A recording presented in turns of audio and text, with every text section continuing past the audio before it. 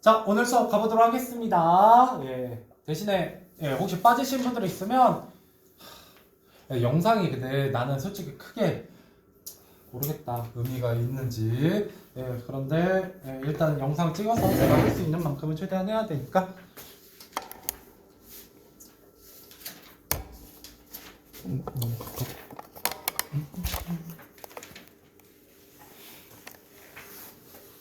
네, 좋아요. 가보도록 하죠. 자, 우리 지난 시간에 했던 거 조금만 복습하고 가도록 하죠. 예.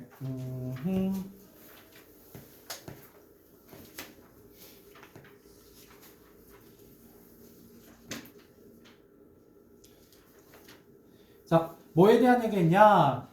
우리 일단은 뭐 고전 시가 같은 게 별로 어려운 게 없었으니까요. 우리 김서울의 초혼이라는 작품 했었고요. 몇 페이지냐면 82예요. 82. 초혼이라는 작품 했었고, 이때 초혼에서 가장 큰 특징은 우리나라의 절차의 고복의식에 대한 얘기를 했었습니다. 그래서 이때 고복의식은 뭐냐? 죽은 사람의 이름을 부르는 것, 북쪽을 향해서 부르는 것에 대한 얘기였고요. 그래서 여기에 보시면 전체적으로 이름이여 하고 부르죠. 그래서 두드러지는 표현법은 영탄법이었어요. 그래서 이 영탄법을 통해서 드러내는 건 내가 죽은 사람에 대한 안타까움, 슬픔의 정서를 뭐를 통해서 이 영탄법을 반복함으로써 굉장히 격정적 어조로 얘기하고 있다라는 거였고요. 그런데 여기서는 뭐가 없다는 게 큰 특징이었냐? 내가 돌이 되어도라는 망부석 모티브를 통해서 당신을 잊지 않겠다, 계속해서 기억하겠다라는 정서는 드러나고 있지만 어떤 이승과 저승의 단절을 극복하고 재회를 소망하는 내용은 있다 없다? 없다라는 게 큰 특징이었어요. 그리고 거기에 더불어서 당연히 사슴의 무리도 슬피 온다라는 부분에서 감정이입이라는 표현 방법이 나온다는 것도 굉장히 큰 특징이었습니다. 그래서 여러분들은 아주 깊게 공부한다기보다는 이렇게 얕게, 그러니까 여러분들 어떤 작품을 공부하는데 영탄법이나 감정이입 같은 경우는 당연히 뭐 해야 된다? 기본적으로 알고 있어야 되는 아주 핵심 개념들이잖아요. 이런 것들을 발견할 수 있는, 그저 기억할 수 있는 공부를 하시면 돼요. 뭐 여기서 막 몇 단계 막 더 나가서 내 이 작품을 부셔버리겠다, 막 모든 걸 기억하겠다라고 공부하실 필요는 없습니다. 수능 특강은 그렇게 하실 필요는 없어요. 그 정도 아시면 되고, 자, 그 다음에 다음 작품으로 넘어가 보면 뭐가 있었느냐라고 하면 이별가라는 작품이 있었죠. 이때 이별가에서 특징은 크게 두 가지가 되겠어요. 점층법과 대화체인데, 여기서 이제 머라카노라는 이 얘기가 반복되고 있죠. 근데 이 머라카노라는 얘기는 저승에서 혹은 이승에서 저승으로 어떤 이야기가 전해지는 걸 얘기하는데, 이게 잘 전해진다 안 전해진다? 전해지지 않더라. 뭐가 방해하더라? 바람이 방해하더라. 이런 얘기를 했었어요. 이걸 통해서 이승과 저승의 단절 같은 게 잘 드러납니다. 그래서 저 같은 경우에는 만약 제가 선생님이면 뭐 같은 것도 좀 연결해 볼 수 있냐면 유리창 같은 것도 연결해 볼 수 있어요. 혹시 유리창 아나? 유리창이라는 시에 보면 아들이 죽어요. 그래서 너는 그 붉은 그 서녀를 저기 하면서 산새처럼 날아갔구나, 뭐 이런 내용의 시거든요. 근데 거기에 보면 유리가 단절을 의미해요. 그래서 이승과 저승이 유리로 단절되어 있거든요. 근데 그 유리창 너머에 누가 드러나? 뭔가 이게 내가 유리창에 아주 가까이 이렇게 숨을 하악하악 하면 거기에 김이 이렇게 서리잖아요. 그런 모습에서 아련아련하게 자기가 보고 싶은 죽은 아들의 모습이 이렇게 나타날 똥말똥해요. 그래서 유리를 통해서 저승에 있는 아들을 보는 동시에 그 아들은 저승에 있기 때문에 만지거나 소통할 수 있어요, 없어요? 없어요. 그래서 연결의 매개체면서 동시에 단절의 매개체거든요, 유리창에서도. 뭐 그런 거와 연결해서도 충분히 나올 수 있죠. 죽음이라는 키워드도 같고 단절이라는 키워드도 같아요. 근데 약간 다른 점은 뭐다? 또 비슷한 점은 뭐다? 이 바람이 그렇듯이 그 유리창이라는 시에서의 유리가 소통의 매개체이기도 해요. 왜? 이때 이 바람은 나중에 어떻게 돼요? 인식이 전환돼서 어떻게 된다? 오냐 오냐 오냐 하면서 나의 목소리가 저승까지 바람에 날려가죠. 그래서 이승과 저승을 뭐 해주기도 해요? 연결해주기도 해요. 이 연결이라는 건 뭘 의미한다? 재회에 대한 기대, 재회에 대한 소망, 재회에 대한 의지 같은 걸 드러내는 의미가 되기도 한다라고 얘기를 했었고요. 그래서 여기서는 바람이라는 시어가 같은 의미인데 반대 의미를 갖고 있다라는 게 굉장히 재밌는 시적 포인트가 되겠습니다. 또 뭐라카노 같은 게 길어지죠? 이런 것이 점층법이었고요. 이런 질문의 반복, 점층법을 통해서 자신의 슬픔의 정서 같은 걸 잘 드러내죠.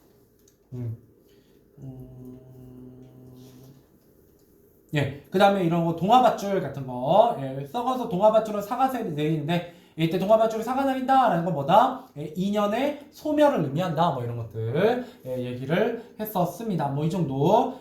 그 외에도 경상도 방언, 그죠? 여기선 특이하게도 재회에 대한 소망, 의지 같은 게 드러난다라는 게 앞의 작품과의 차이점이다 이렇게 보시면 되겠습니다. 이런 걸 이제 뭘 보면서 떠올리면 좋겠다? 이런 보기 문제, 보기를 보면서 떠올려 보시면 좋아요. 그러니까 내가 나중에 여러분 다시 공부하셔야 되잖아요. 하실 때 굉장히 효율적으로 할 수 있는 방법은 뭐냐면 제가 앞으로 현대시 같은 경우는 웬만하면 다 이런 식으로 한번 정리를 해드릴 거거든요. 한 10줄 내외로. 이게 나중에 점점 길어질 수는 있어요. 공부할 게 많으면. 근데 10줄 내외로 시마다 이렇게 정리를 해드릴 거고요. 요거 보고 본문에서 찾아보시고 이 포인트를. 두 번째, 이런 보기 부분을 보시고 뭐라? 떠올려 보세요. 포인트를.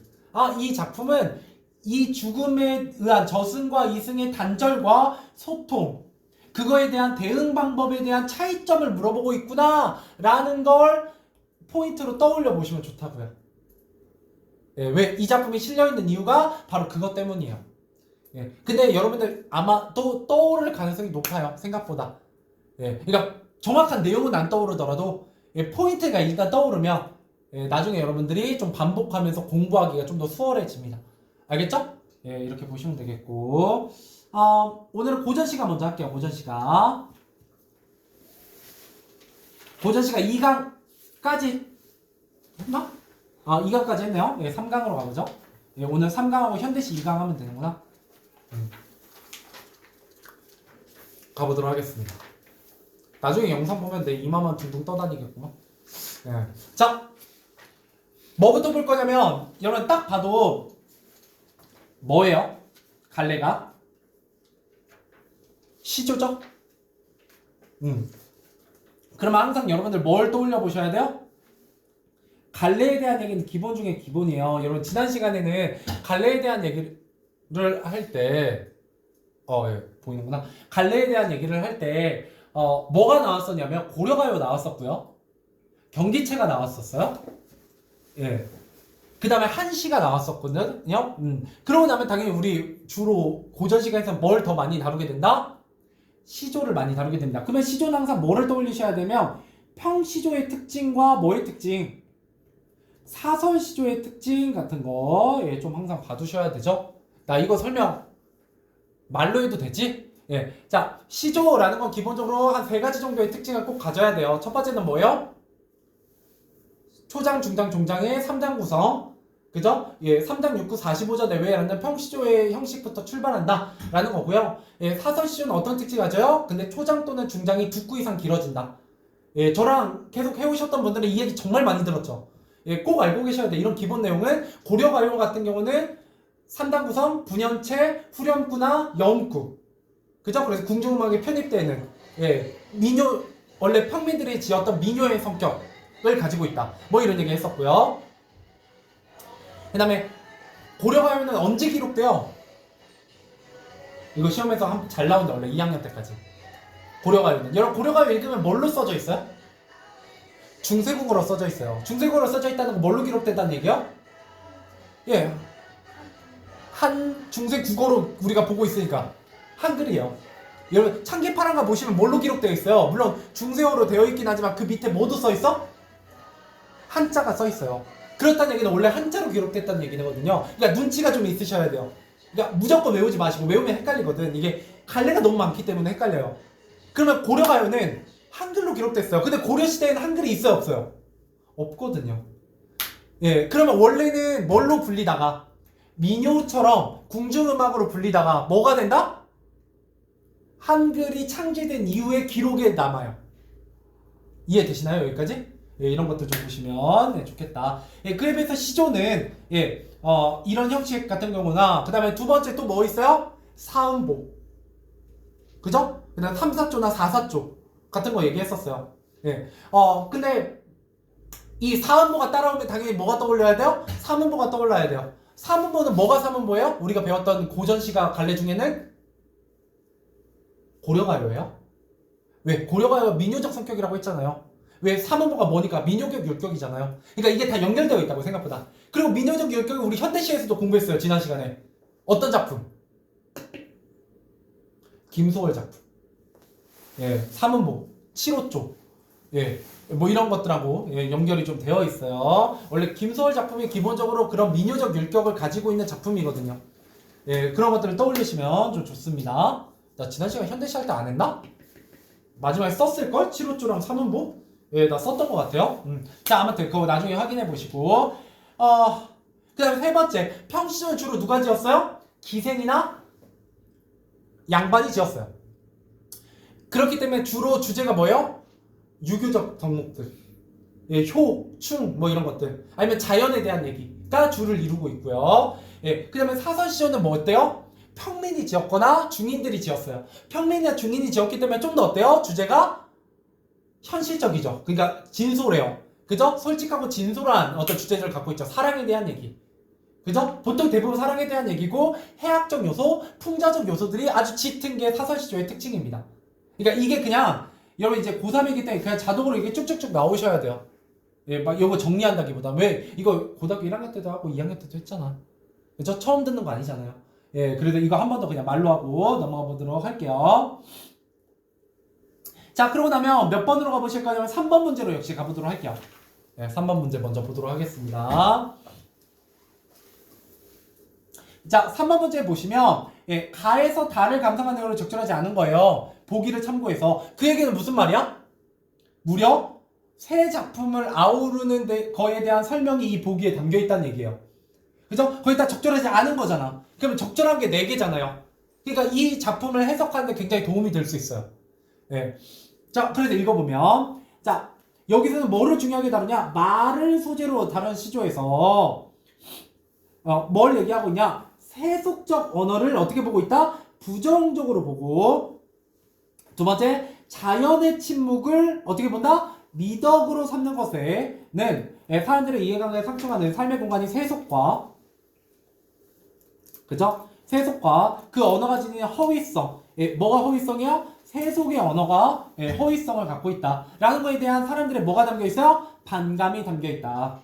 이런 경우에 현실은 어떻게 돼요? 자연은 현실의 반대항에 자리하며, 자연의 침묵이 뭐의 대상이 돼요? 선망의 대상. 그죠? 현실의 반대항의 의미가 된다라는 거죠. 그러니까 즉 뭐라는 얘기예요? 세속과 뭐는? 자연은 대비를 이룬다.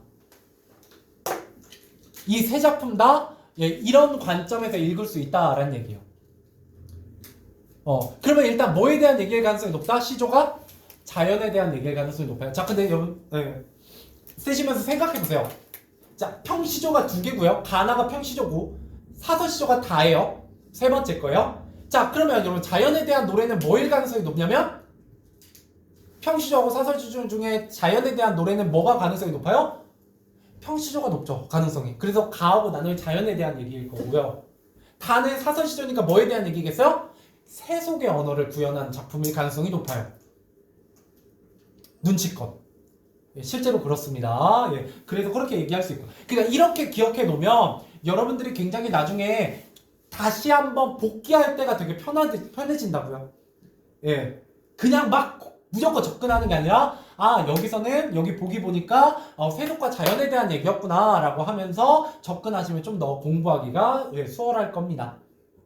그러지 않을까? 떠올리기 좀 쉽지 않을까라고 생각을 하고요. 자, 그래서 시비를 따지는 일로부터 이때 시비를 따지는 일이 세속에 대한 얘기일 거고요. 그걸 초월하는 인간적 욕망은 자연에 대한 얘기가 될 거예요. 또한 이때의 자연은 단순히 경물이 아니라 인간과 분리되지 않아요. 이런 부분이 약간 낚시해서 내기가 좋습니다. 왜요? 여러분 보통 자연 하면 우리 인간과 세속과 뭐 되어 있다고 생각해요? 분리되어 있는, 은거하고 있는, 그죠? 예, 초월한, 우리가 이상향으로 꿈꾸는 다른 세계라고 생각해요. 근데 여기서 뭐라고 얘기하고 있어요? 인과가 분리되지 않은 채 뭐를 느끼는 대상? 일체감을 느끼는 대상이 바로 자연이다. 그러면 이거가 무슨 얘기야? 결국은 이 일체감이라는 거 결국 뭐야? 무라일체라는 얘기죠. 네, 어서요. 영상 찍고 있으니까 저로 돌아가는 게 좋을 텐데. 예, 무라일체. 그래도 너무 늦게 안 왔네요. 이제 본문 딱 들어가려고 했거든요. 가보도록 하겠습니다. 자, 1번 가보도록 하죠. 예. 몇 페이지 하면 52페이지예요. 예, 52페이지. 자, 그러고 나면 여러분들 눈치껏 보세요. 예, 제가 항상 강조드리는 건 뭐예요? 제목하고 작가를 보자. 배경 지식이 없더라도. 자, 첫 번째 딱 봐도 평시조고요. 되게 짧아 보이고. 예, 두 번째 이존호라고 써 있으니까 뭐예요? 사대부겠죠 뭐.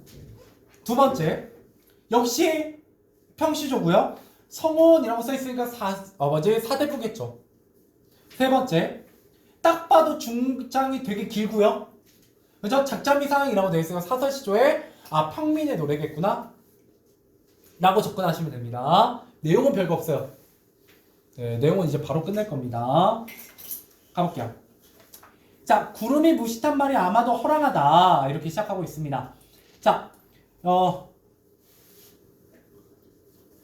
송민국 안 배운 학교. 송민국 동구 안 배웠나? 배웠죠.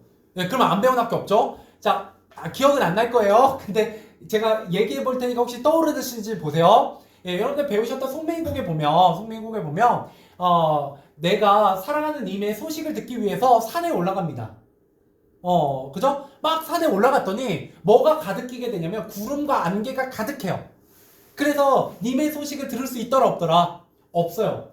태양을 가려버려요. 예, 이때 구름과 안개가 바로 뭘 의미했어요? 간신이었어요. 예, 간신입니다. 예, 그렇기 때문에 여러분 그 고전 시간을 공부하실 때 꼭 기억하셨으면 좋겠는 게 하나 있어요. 고전 시가 어렵죠. 여러분 체감상 되게 어려워요. 왜? 배경 지식이 없거든. 근데 배경 지식만 있으면 솔직히 말하면 현대시보다 훨씬 쉬워요. 왜요? 진부한 표현이 많이 나와요. 그러니까 얘가 여기서 쓰였잖아. A 작품에서 쓰인 표현이 B에서도 쓰이고 C에서도 쓰이고 D에서도 쓰여요. 그래서 나중에 여러분들이 배경 지식을 좀 많이 쌓으면 고전 시간을 좀 많이 보면 이거 뭔가 비슷비슷한 느낌인데? 라고 하고 대충 뜻 때려 맞추면 맞져요. 그러니까 예를 들어 푸르러 어떤 식물이 되게 푸르대. 무조건 뭐에 대한 얘기야? 지조와 절개예요. 왜? 그 푸르는 변치 않으니까. 그죠? 두 번째 눈이 나와요. 눈. 그러면 항상 눈이 나오면 뭐가 나와요? 고전 시간에는 그 눈에도 굴하지 않는 매화나 대나무나 소나무가 나온다고요. 역시 뭐에 대한 얘기요? 지조와 절개예요. 그죠? 예. 그 다음에 동고 같은 경우 상춘곡 배웠었잖아요. 상춘곡 같은 데에는 뭐가 나면 홍진 같은 게 나와요. 홍진. 붉은 먼지. 붉은 먼지는 무조건 고전 시간에서 뭘 의미하냐면 속세를 의미합니다. 그러면 구름 나오면 대부분 뭘 의미해요? 간신을 의미해요. 고전 시간에서. 대부분. 아닌 경우도 있어요. 아닌 경우도 있지만, 예, 자, 여기서도 간신을 의미합니다. 왜? 자, 자, 보세요. 일단 배경 지식 좀 아셔야 돼요. 이때 이준호라는 작가는, 고려말, 예, 사대부입니다. 뭐, 사대부라고 적는 게 좀 그렇긴 한데, 아무튼, 예, 사대부다, 뭐, 그냥 이렇게 보시고요. 특히 언제 때 사람이냐면, 공민왕 때 사람이요. 이런 배경 지식을 아시면 여러분 이 작품을 해석하는 데 되게 쉬워져요. 근데 고전 시간은 이런 배경을 잘 안 알려주기 때문에 어렵습니다. 자, 이런 공민왕 하면 누가 나와야 돼? 공민왕은 개혁 정치를 같이 했던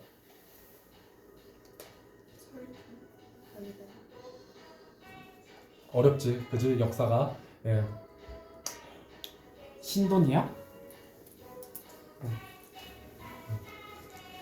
그래서 가끔 그 생각을 해요. 예, 농담이 아니라 내가 역사든 너네보다 더 잘하지 않을까. 가끔. 예. 그래서 나중에 그 공민왕 다음이 누구냐면 우왕인가 그럴 거예요. 예, 근데 그 우왕 때가 이제 이성계가, 그죠? 예, 이제 조선 세우기 직전인데 나중에 우왕을 폐위하잖아요. 그때 폐위할 때 우왕을 뭐라고 부르면서 폐위해요? 신돈의 아들이다라고 해가지고 폐위하죠. 예, 이런 얘기가 바로 여기서 나와요. 그죠? 예, 그때 이 신돈을 통해서 국민당은 개혁 정치를 하잖아요. 예, 근데 나중에 이 이존호는 이 신돈을 뭐 하는 입장이겠어요? 사대부니까 그때 당시에 신돈 되게 신하들의 찬성을 받아요, 못 받아요? 못 받죠. 미움을 받잖아요. 예, 반대하잖아요. 그죠? 예, 그러니까 예, 이 신돈하고는 대립 관계에 있던 사람이고요. 그러면 이때 구름은 누구로 해석할 수 있겠어요? 간신인 신돈으로 해석할 수 있어요. 자, 신돈이 기본적으로 직업이 뭐예요? 승려예요. 승려. 예. 자, 그러니까 이때 구름이, 잘 보세요. 구름이 무심탄말이라고 되어 있어요. 이때 무심하다라는 건 뭐냐면 욕심이 없다.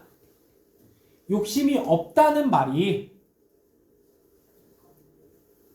아마도 허랑하다. 이때 허랑하다라는 건 뭐의 줄임말이면 허무맹랑하다 라는 뜻이에요. 자, 그러면 여기서 얘기하고 싶은 건 뭐예요? 구름이 욕심이 있다 없다? 있다는 얘기죠. 봐봐요.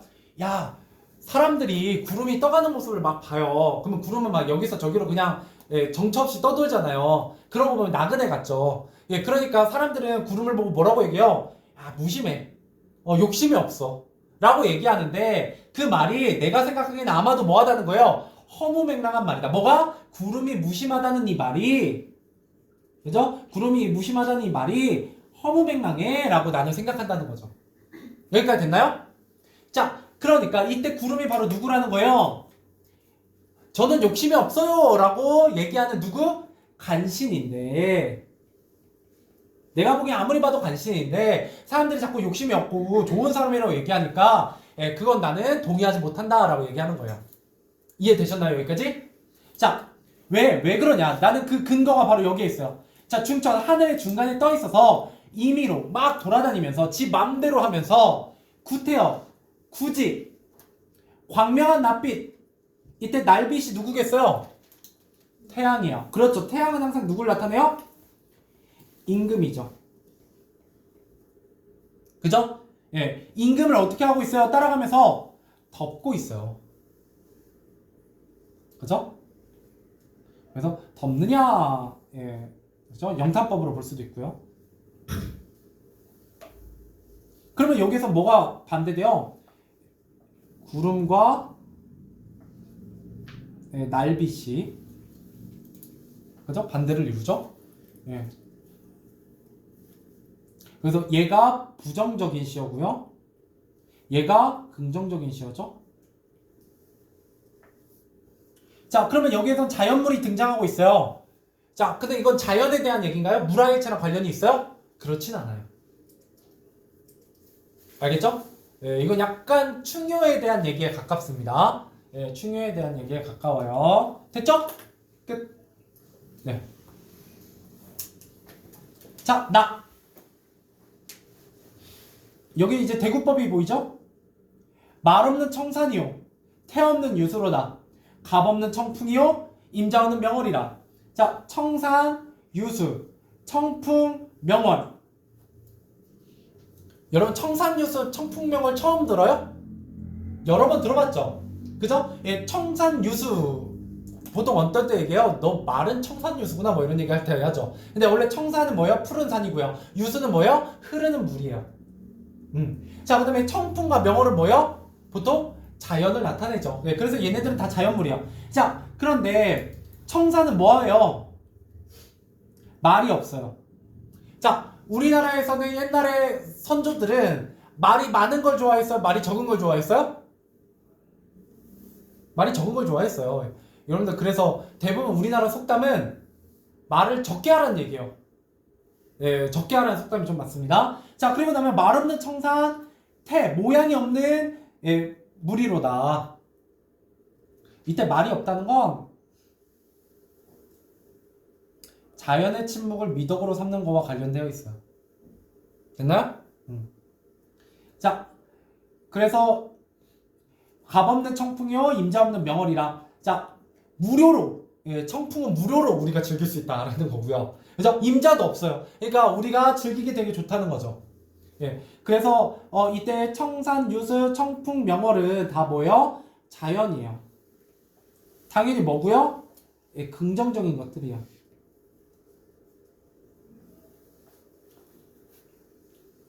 자, 그리고 나면 이때 이 중에 뭐예요? 자연 속에서 병 없는 이 몸. 이때 이 몸이 누구예요? 화자는 뭐 하겠다? 분별 없이. 이때 분별 없다라는 건 걱정 없이라는 뜻이에요. 예, 늙으리라 라고 얘기하고 있어요. 이게 바로 뭐 하는 삶이에요? 자연에서 유유자적하는 삶이잖아요. 예, 이게 바로 유유자적이죠. 무라일체의 삶이죠. 뭐. 예, 만족하는 삶이죠. 안분지족하게 삶이잖아요. 이게 바로 자연에 대한 얘기네요.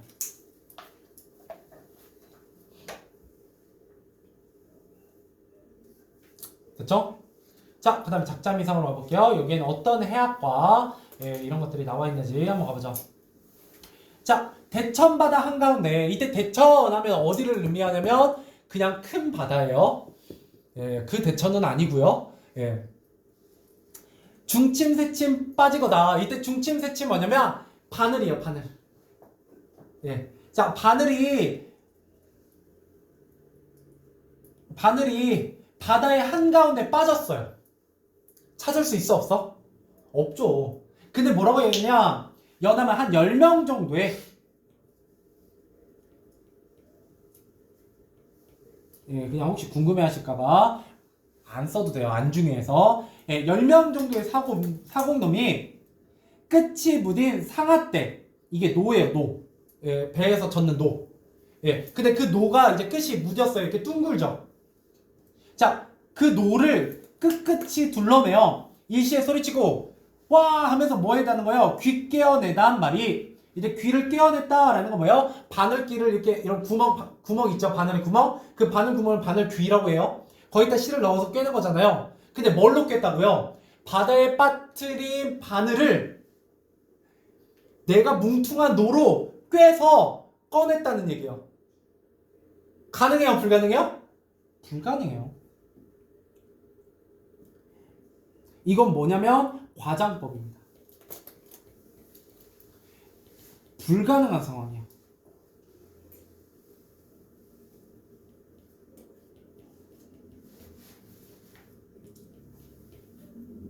네, 불가능한 상황.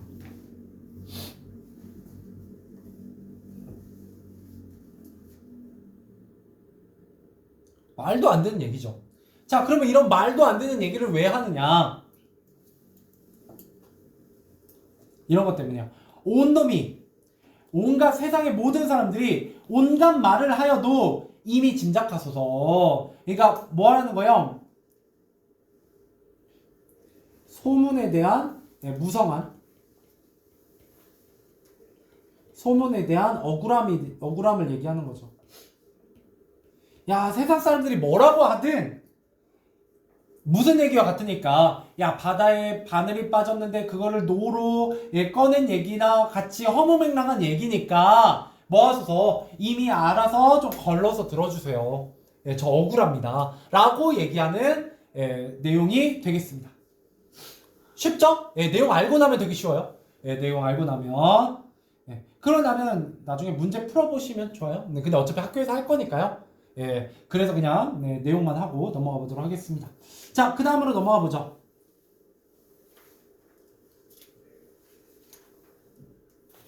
현대시 2강입니다. 몇 페이지냐면 85페이지요. 85페이지. 85페이지. 또 열심히 하고 만약에 시간이 되면 그 다음 거 뭐 봐서 나가 보든가 하도록 하겠습니다. 자, 노정기라는 작품이고요. 이육사의 노정기라는 작품이 있고, 그 다음에 또 무슨 작품이 있냐? 기영도의 질투는 나의 힘이라는 작품이 있어요.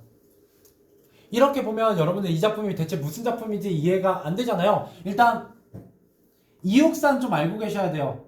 이육사는 1930년대 40년대를 대표하는 저항시인이죠. 일제강점기. 예, 그래서 이런 이육사의 작품은 여러분들이 고등학교 때 꼭 배웁니다. 예, 뭐 절정이라든지, 예, 그죠?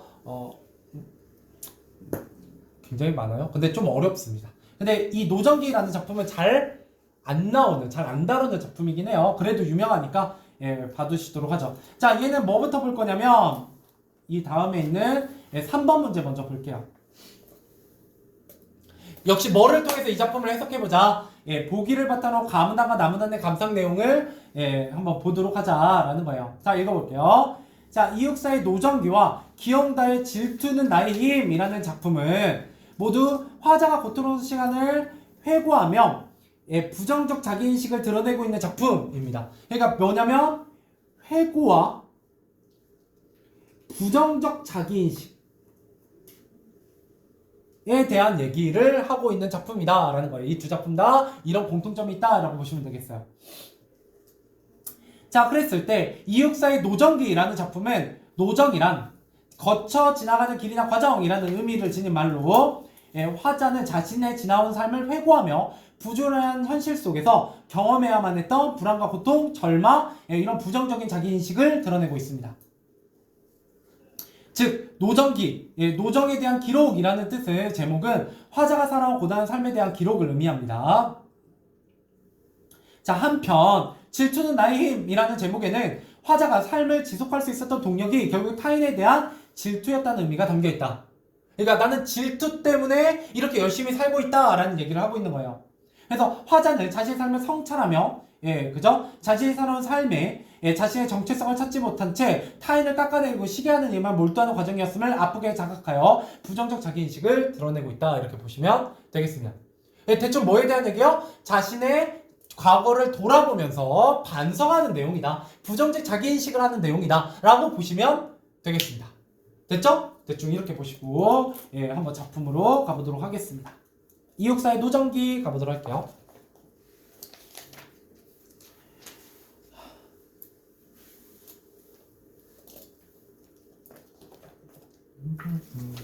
세팅을 조금만 하고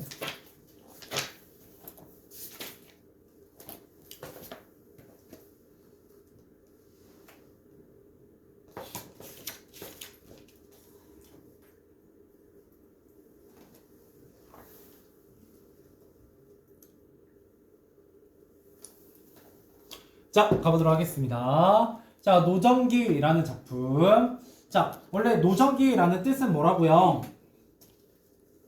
노정이란 건 내가 지나온 길이거든요. 그래서 이게 바로 무슨 뜻이냐? 여행할 길의 경로와 거리를 적은 기록입니다. 이라는 뜻이 사전적 의미고요. 결국 이거는 뭐에 대한 얘기냐면 살아온 인생에 대한 기록이에요.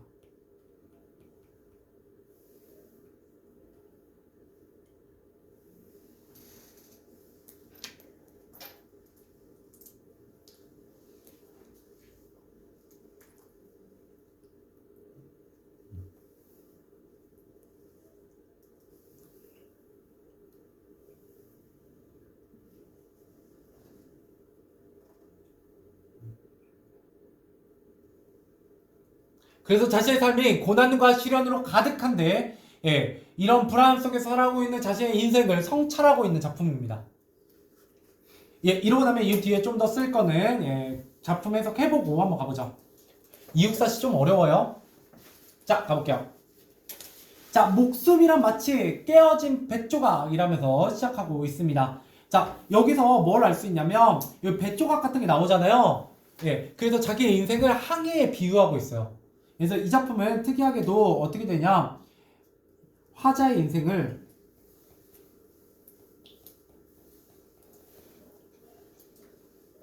바다에 떠가는 배에 비유하고 있어요.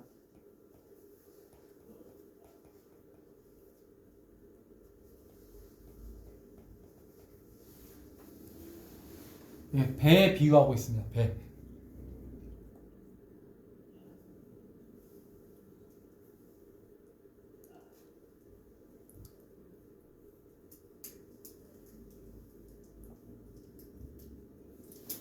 자, 자기가 배예요. 자, 그럼 생각해 보세요. 내 인생이 배인데 바다에 떠 있는 배인데 처음에 뭐라고 시작해요? 목숨이란 마치 깨어진 배 조각 같다라고 얘기하고 있어요. 그러면 내 목숨이 지금 굉장히 어떤 상황에 처해 있다는 얘기예요? 예, 목숨이 매우 위태롭고, 예, 위태롭고 불안한 상황입니다. 예, 불안한 상황. 예, 내가 배라면 그 배가 깨어진 배 조각이 생길 만큼 매우 위태로운 상황에 처했다라는 거예요. 자, 계속해서 여기저기 흩어져 마을이 한 구죽죽한 어촌보다 어설프고, 이때 구죽죽한이라는 걸 혹시 궁금해하실까봐, 네, 이거는 그냥 매우 지저분한이라는 뜻이요. 네. 여기저기 흩어져 마음이, 예, 매우 지저분한 어촌보단 어설프고 삶의 티끌, 예, 삶의 티끌 같다라는 거거든요. 예, 이때 티끌은 어떤 뚜렷한 결과 없이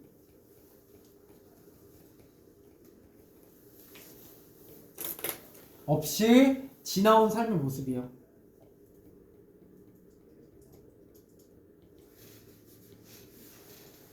예, 삶의 모습이 오래 묵은 포범처럼, 이때 포범이라는 건 뭐냐면,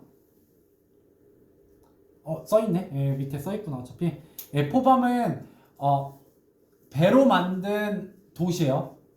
배. 이때 배는 쉽이 아니라 이 배, 짜는 배. 그죠? 예, 그 짜는 배로 만든 돛들 포범이라고요. 예, 배로 만든 돛처럼, 예, 달아 메었다. 자, 이게 대체 무슨 뜻이냐?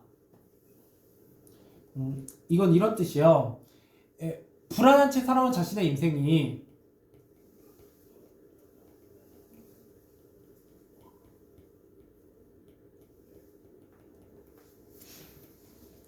예, 자신의 인생이, 예, 뭐 같다? 예, 티끌처럼 부질없고 허무하다는 인식입니다.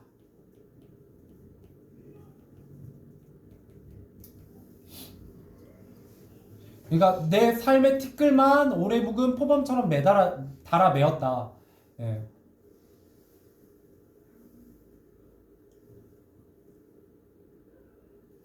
이게 바로 나의 굉장히 위태롭고, 예, 고통스러운 삶에 대한 얘기예요. 삶을 뭐에 비유하고 있다? 배에 비유해서 얘기하고 있습니다. 자, 남들은 기뻤다는 젊은 날이건만 나는 그렇지 않다는 거죠. 예, 나는 밤마다, 이때 밤 같은 경우는, 예, 윤동주나 이육사시에서 자주 나오는 암울한 현실이요. 보통 일제강점기로 해석하죠. 밤마다 내 꿈은 서해를 밀항하는 정크가 배예요. 예, 밀항하는 정크와 같이, 이때 밀항하는 정크, 짱크. 예, 뭐에 대한 얘기냐? 어떤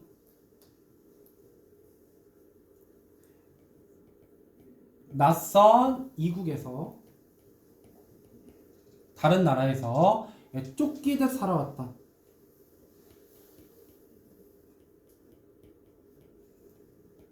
예, 쫓기듯 살아왔던 화자의 젊은 날,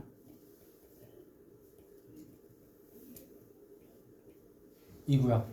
이때 화자의 젊은 날이라는 건, 예, 고난과 시련의 삶을 얘기합니다. 예, 서해를 밀항하는 정크와 같아. 아무튼 안 좋은 거예요. 그냥 안 좋은 거라는 느낌만 아시면 됩니다.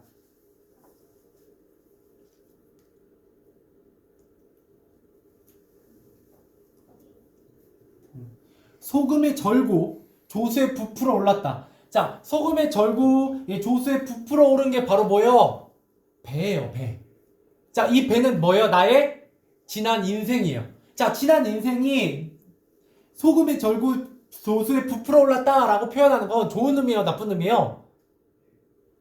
나쁜 의미죠. 아무튼 부정적 의미잖아요. 좋은 건 아니죠. 배가 소금에 쩔어 있고 조수에 부풀어 있다는 건 좋은 배 상태가 아니잖아요. 즉 간단하게 얘기하면 피폐했던 삶을 얘기합니다.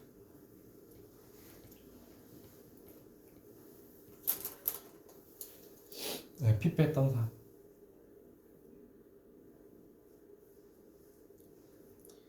자, 그러면서 뭐라고 얘기냐? 항상 흐릿한, 이때 항상 흐릿한 밤. 암초를 만나. 암초. 세모를 벗어나면 태풍과 싸워가고. 그죠? 자, 그러면 이때 세모는 당연히 뭐겠어요? 좋은 거예요? 안 좋은 거예요? 딱 봐도 배한테 안 좋은 거죠. 그냥 그렇게만 해석하면 대충 다 때려 맞출 수는 있어요. 절대 여러분들이 이거 디테일하게 무슨 의미인지 기억하실 필요는 별로 없습니다. 제가 개념 설명 중이니까 다 쓰긴 하지만 삶에 내가 내 인생이 배라면 삶의 장애물, 어떤 고난이나 역경을 얘기하죠.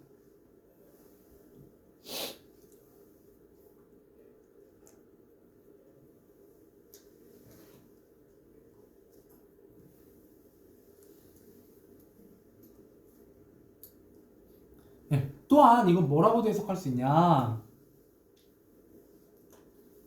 끊임없는 고난과 시련이잖아요? 이 끊임없는 고난과 시련은 즉 뭐기도 하다. 치열한 투쟁의 삶을 암시해요. 왜? 이육사의 시니까. 이육사는 평생을 이렇게 치열하게 투쟁하면서 살아왔으니까요. 여기까지 됐나요? 자, 전설에 읽어본 산호도. 여러분, 배가 타고 가다가 산호로 되어 있는 섬을 발견했어요. 역시 혹시 산호 본 적 있어요? 혹시 코타키나발루 같은 데 가보시거나 나중에 호주나 뉴질랜드 가보시면 스노클링 해보시면 산호가 있어요. 산호 어때요? 굉장히 예뻐요. 예쁘거든요. 그래서 이때 산호도는 어떤 의미예요? 긍정적인 의미예요. 알겠죠? 그 다음에 구경도 못하는, 그러니까 구경을 못하죠. 왜? 나의 삶은 그런 긍정적인 걸 경험할 수가 없는 삶이잖아요. 이해되시죠? 계속 맥락은 똑같아요. 그래서 그것은 난 십자성이 비춰주지 않는데요. 그러니까 얘가 비춰야 좋은 거죠. 그럼 얘는 좋은 거예요? 안 좋은 거예요? 좋은 거죠. 그래서 얘는 긍정적인 의미예요. 자, 산호도는 이상세계고요. 십자성은 나의 길을 비춰주고 나의 삶의 방향을 알려주는 어떤 희망이나 삶의 지표예요.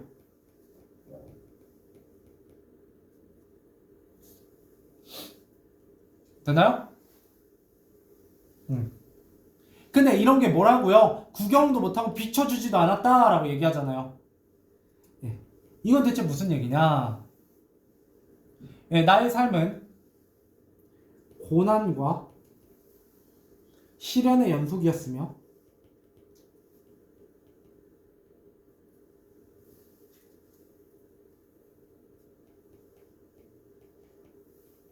시련의 연속이었으며 어떠한 희망과 이상향도 발견할 수 없는 막막한 인생. 발견할 수 없었다. 이렇게 보시면 되겠네요. 내 인생이 그런 인생이었다 라고 얘기하고 있는 거예요.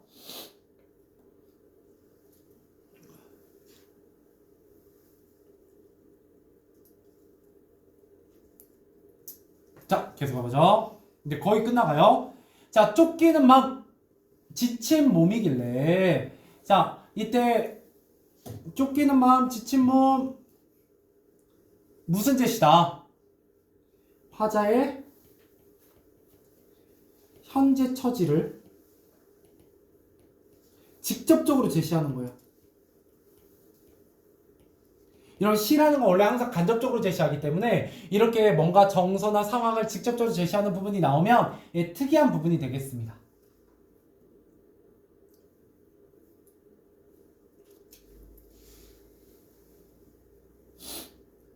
자, 지평선을 한숨에 기어오르면 이라고 얘기하고 있어요. 자, 이때 지평선 어떤 지평선이에요? 그리운 지평선이에요. 그럼 이때 지평선은 긍정적인 의미예요? 부정적인 의미예요? 긍정적인 의미죠. 그리고 그 긍정적인 의미를 기어오르고 있어요. 그러면 이 행위는 좋은 의미예요? 나쁜 의미예요? 좋은 의미예요. 이렇게 해석하는 거예요. 알겠죠? 예, 그러니까 나중에 여러분이 이 내용을 까먹더라도 느낌을 잡아가는 방법이라고요, 이게. 뭘 가지고? 관용어와 서술어를 가지고. 알겠죠? 예, 그래야 나중에 안 낚여요. 예, 왜냐면 어차피 다 못 외운다고요. 이거 내용 다 기억이 안 나요. 예, 그러면 여러분들이 발견하는 방법도 계속해서 보셔야 됩니다. 자, 그러면 이거 기어오르는 건 뭐냐? 이상을 이루기 위한 노력이에요.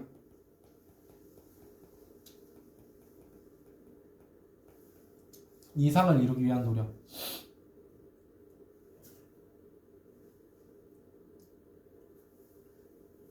그래서 이거는 크게 두 가지로 해석합니다. 작품 자체로 보면 예,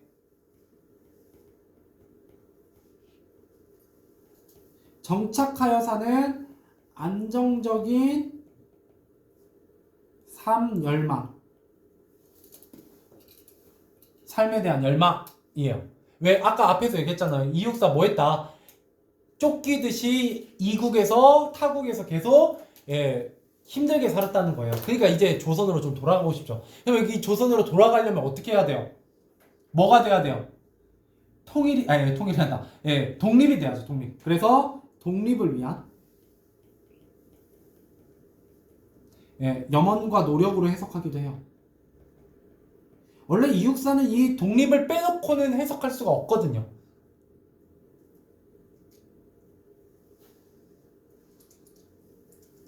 그런데 문제는 여기가 어디냐? 나 써야 되겠지? 네, 좀 더 쓰고.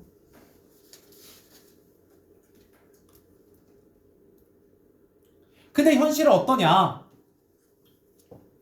시궁창 같아요. 시궁창입니다. 이건 시궁창. 그러면 이건 뭐예요? 절망적인 상황.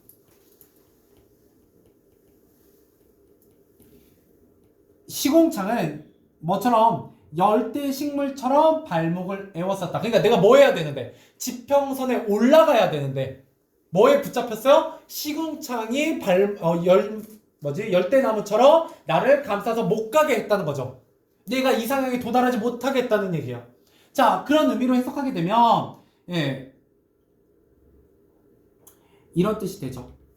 화자의 염원과 달리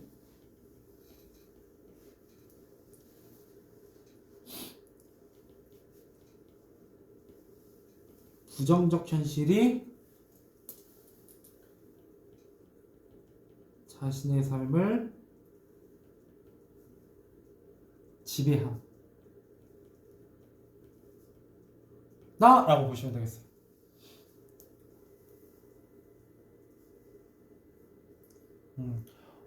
화자를 구속하는 예, 절망적인 상황이야. 자, 그러다면 이제 뭐라고 얘기했냐? 새벽 밀물에 밀려온 거미이냐? 이때 거미 같은 경우도 의미가 있죠. 이때 거미는 보잘것없는 존재예요. 봐봐요. 이때 거미는 뭐냐면 거대한 바닷물에 비하면 힘없고 보잘것없는 존재죠. 근데 내가 바로 그 존재 같다는 거야. 이런 새벽 밀물에 밀려온 거미인 양. 그죠? 그러면 이거 뭐예요? 내가 거미는 바닷물을 밀물과 썰물을 걸을 수 있어요? 없어요? 거스를 수 있어요? 없어요? 없잖아요. 즉 무슨 삶? 어떤 수동적인 삶, 자신의 의지대로 살지 않는 삶을 얘기해요. 자, 이런 수동적인 삶을 살면서 다 사가 빠진 소라 껍질에 나는 붙어왔다라는 거예요. 자, 소라 껍질에 붙어왔다라는 건 역시 뭘 의미해요?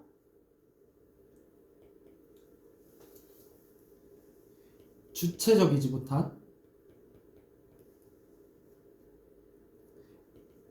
못하게 사는 자신에 대한 자책이요.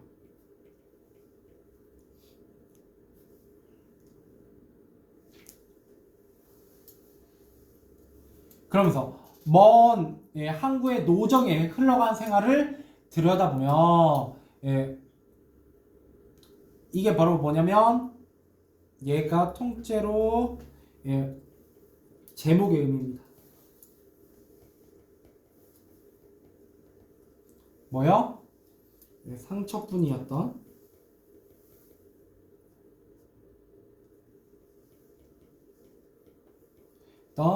지난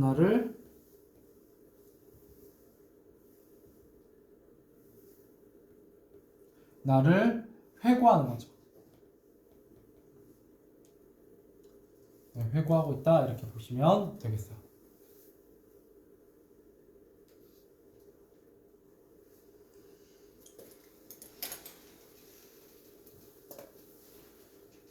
자, 이 작품은 특이하게도 뭐에 비유하고 있냐면 배에 비유해요. 근데 이 배에 비유하는 게 뭐가 많이 쓰이냐면 지구법이 되게 많이 쓰입니다. 어떤 지구법?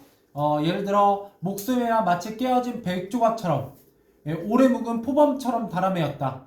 밀항하는 점크와 같아. 새벽 밀물에 짜여 거미인 양. 이런 식으로 지구법이 굉장히 많이 쓰인다는 게 특징이고요. 그래서 이 지구법은 뭘 나타내냐면 화자의 고통스러운 삶을 형상하여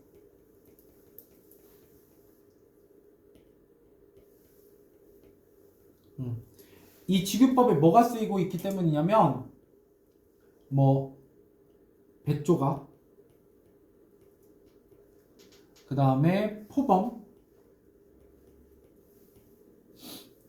그 다음에 점크, 밀항하는 점크, 그 다음에 거미, 이런 표현들을 통해서 화자의 고통스러운 삶을 표현하고 있다 이렇게 볼 수 있고요. 그 다음에 대립적 이미지가 쓰여요. 무슨 이미지와 부정적 이미지와 긍정적 이미지가 대조를 이룹니다.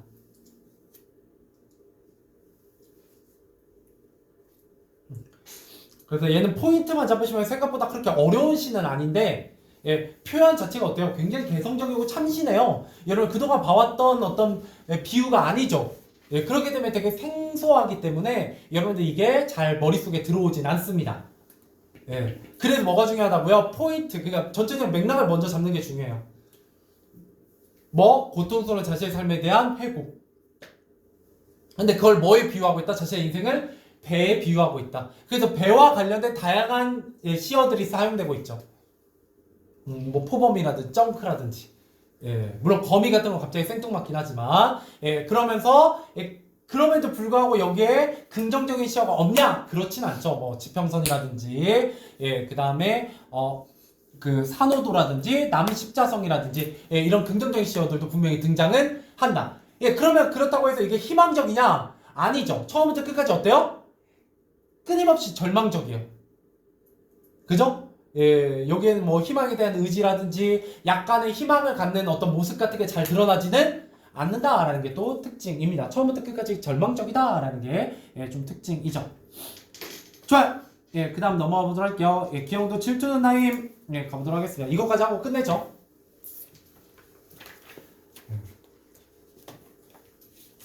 만약 영상을 안 찍으면 좀 쉬었다 할 수도 있긴 한데 근데 그거보다는 빨리 하고 한 5분 10분 빨리 끝내드리는 게 특히 여기 다음 수업 있으신 분들은 차라리 빨리 하고 조금 더 쉬시는 게 나을 거라고 저는 생각해서 가보도록 할게요. 질투는 나의 알고 보니까 내가 살아온 삶의 원동력은 뭐였다? 질투였다. 다른 사람을 질투하는 힘으로 내가 살아왔다. 뭐 이런 얘기를 하는 작품이 되겠습니다. 내용은 이게 더 쉬워요. 짧기도 하고.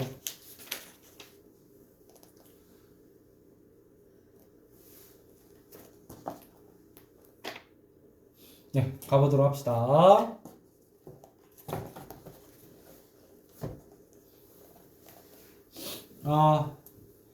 일단 몇 가지 특징을 한번 보도록 하죠. 질투는 나의 힘이라는 작품.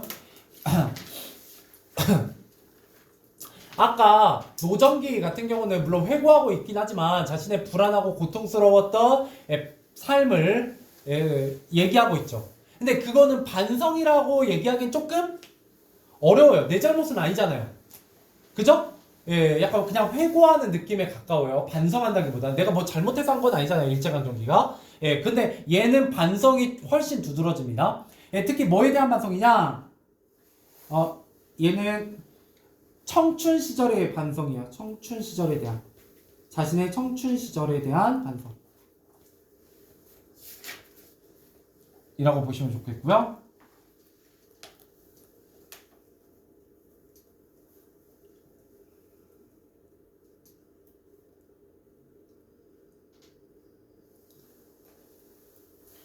자, 그래서 이 반성이라는 걸 통해서 시상을 전개하거든요. 근데 이 시상 전개가 되게 특이해요. 시상 전개 방법.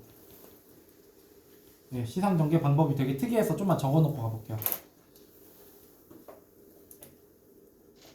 자, 먼 훗날을 가정해요.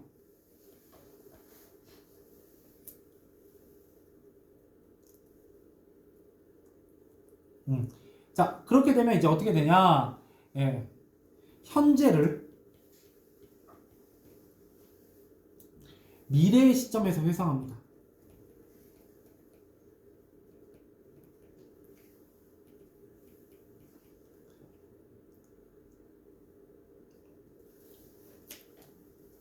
즉, 현재를 미래의 시점에서 뭐가 돼버려요? 과거로 설정해요. 현재를 과거로 설정한다는 얘기죠. 같은 얘기니.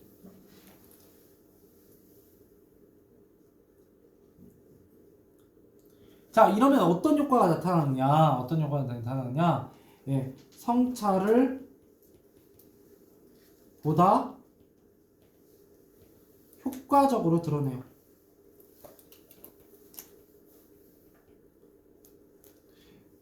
그러니까 마치 여기서는 과거를 반성하고 있는 것처럼 얘기하고 있지만 실제로 뭐에 대한 얘기요? 현재에 대한 얘기다라는 거죠. 지금 이 청춘 시절을 반성하고 있는 거예요.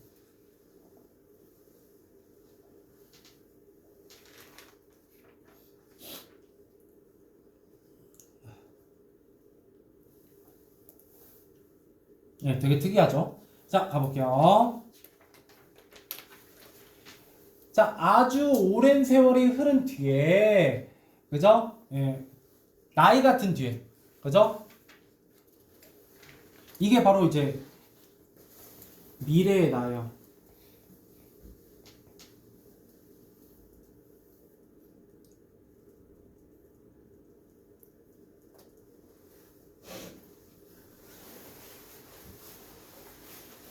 뭐 할 수 있는?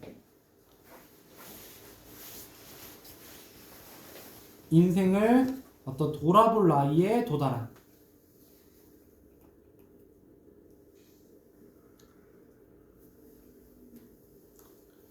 나는 힘없는 책갈피는, 이때 힘없는 책갈피라는 거 이제 희미해진, 그러니까 너무 나이를 이제 먹어서 과거가 희미해졌어요. 기억의 좌표. 책갈피는 원래 표시하는 거니까. 자, 이 종이를 떨어뜨리리. 이때 이 종이는 이 시예요, 시. 바로 지금 이 시. 질투는 나의 힘이라는 시입니다.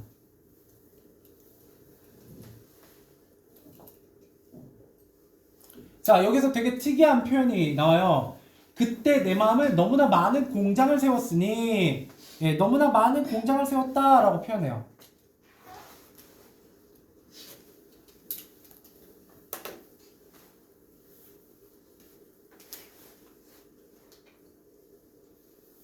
이 공장은 크게 두 가지로 해석합니다.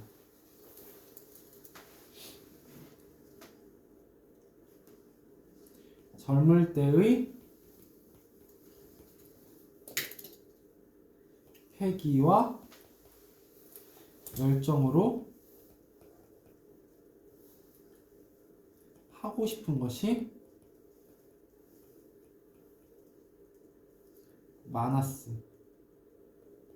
많음을 의미하기도 하고요. 근데 이거보다는 보통 이 의미가 더 맞아요.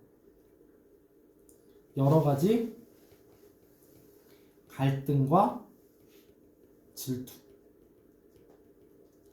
가졌었다라는 거죠. 맥락에서 보면 이게 전 더 맞는 것 같습니다.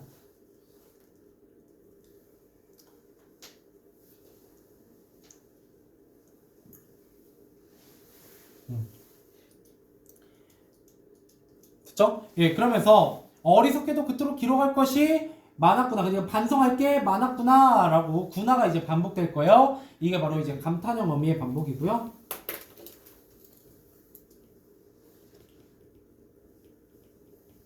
네, 감탄형 어미의 반복. 자, 이 반복을 통해서 어떤 효과를 누리게 되냐? 미래 시점에서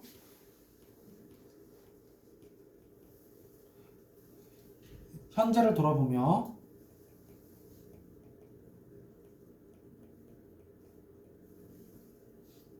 반성하는 모습을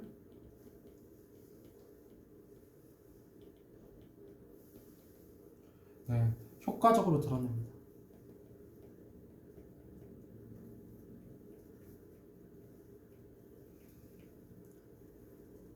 이걸 효과적으로 드러내기 위해서 감탄형 어미를 사용하고 있어요.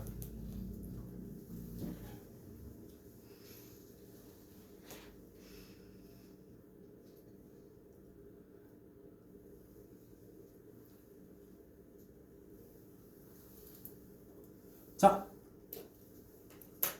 구름 밑을 천천히 쏟아지는 개처럼 이때 개라는 건 뭘 의미하냐면 방황하는 화자의 모습입니다.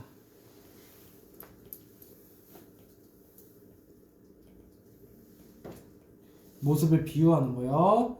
예, 그런 개처럼 방황했을 때처럼 지칠 줄 모르고 공중에서 머뭇거렸구나. 역시 구나 반복되고 있고요. 이때 머뭇거렸다라는 건 무슨 의미냐? 소모적이고 의미 없는 일에만 몰두함.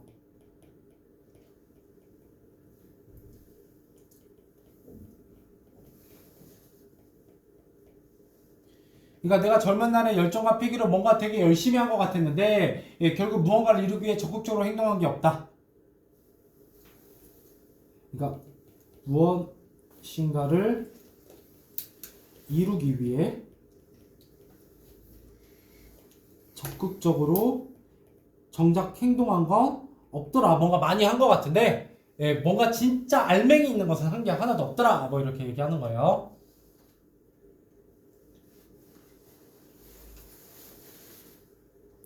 자, 그래서 나 가진 것은 탄식밖에 없어. 이거 이제 자기 자신에 대한 반성적 태도, 자조적 태도 뭐 이런 겁니다. 자조적 태도. 자, 저녁거리마다 물끄러미 청춘을 세워두고 이제 청춘은 이제 젊은 날의 화자를 생각하면서 이 시를 이제 쓰는 거죠. 물론 진짜 과거의 내가 아니라 현재의 나입니다. 됐죠? 이제 마지막. 자, 살아온 날들을 신기하게 세워보았으니 이때 신기하게 세워봤다라는 거는 삶에 대한 반성이에요.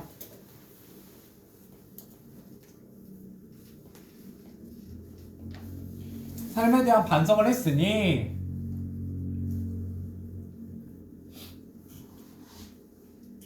그 누구도 나를 두려워하지 않았으니 이때 두려워하지 않았다라는 건 무슨 의미냐?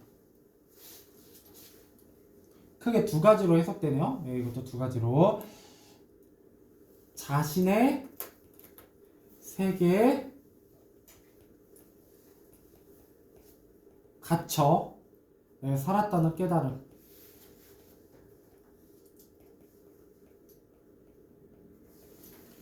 또는 타인으로부터 인정받지 못함.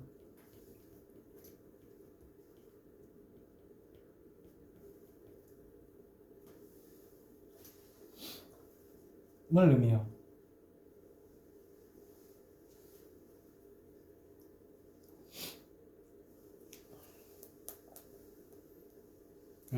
그래서 두려워하지 않았으니 내 희망의 내용은 질투뿐이었구나 이렇게 나와 있어. 자, 이때 질투라는 건 뭘 의미하냐? 질투는 타인에 대한 시기와 부러움만이 가득했던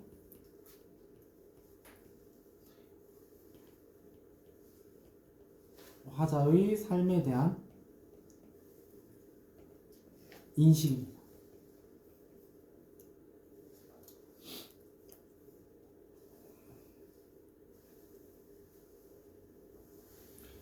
자, 그래서 그리하여 나는 우선 여기에 짧은 글을 남겨둔다. 이게 이 시고요. 나의 생은 미친 듯이 사랑을 찾아 헤매었으나 이때 사랑은 타인으로부터의 인정이에요.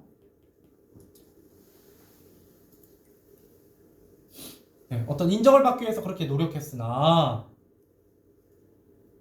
단 한 번도 스스로를 사랑하지 않았노라. 요거는 이제 이런 의미죠. 자기 자신을 그대로 인정하고 사랑하지 못한 데서 오는 자조감.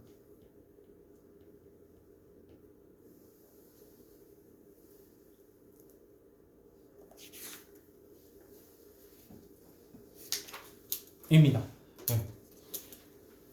그래서 둘 다 부정적인 자기인식에 대해서 얘기하고 있지만 조금 다르죠? 조금 다른데 뭐가 다르냐? 그것까지 정리하고 끝냈어야 되는구나. 내가 이걸 두고 하면 안 되지. 네.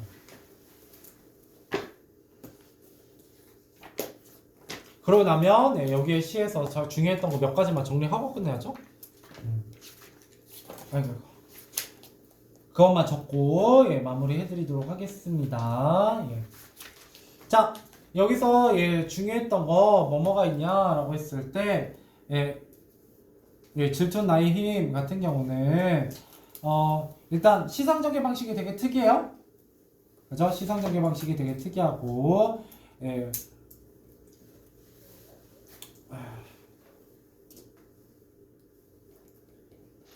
미래 시점 상정을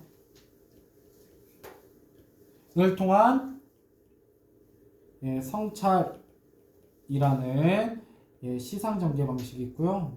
다시 한번 똑같은 내용이긴 한데 그 다음에 두 번째 감탄형 어미를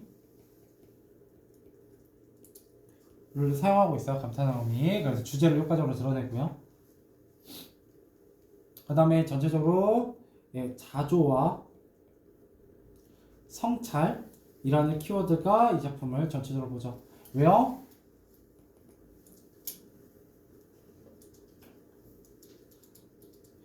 부정적 자기인식 때문이죠. 스스로를 사랑하지 않고 젊은 날에 질투만 하면서 살았던 자신의 모습에 대한 반성이다. 이렇게 보시면 되겠네요. 이 시도 뭐 그렇게 어려운 시는 아니네요. 그러고 나면 다음 시간에 또 이어서 해보도록 하겠습니다. 고생하셨어요.